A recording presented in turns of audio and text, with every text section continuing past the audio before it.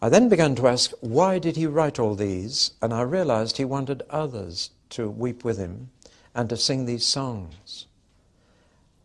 And I think he wanted to send them to the people taken away in exile, that they might express their feelings too.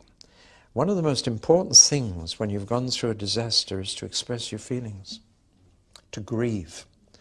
It is cruel to the bereaved to say, oh, she was so brave, she never shed a tear.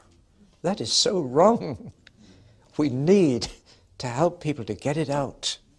And both the Jews and the Catholics are the best at handling bereavement because they have a tradition of wakes when they encourage tears.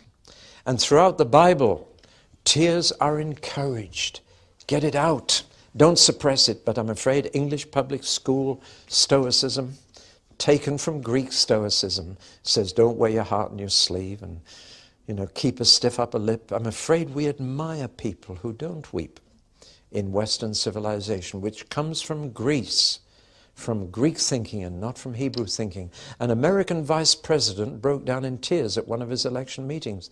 His name was off the list immediately. We don't want a president who cries. Same thing happened to Bob Hawke in Australia. He went onto television and the interviewer asked him about his drug addict daughter and he burst into tears. And I'm afraid the tough Australians looked down on Bob Hawke from then on. But in Israel, a man would never be able to be prime minister unless he can weep over the grave of an Israeli soldier.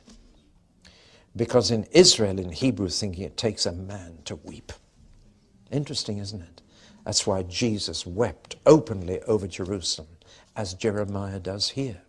It's not a sissy thing to do, it's a manly thing to do, to be able to cry.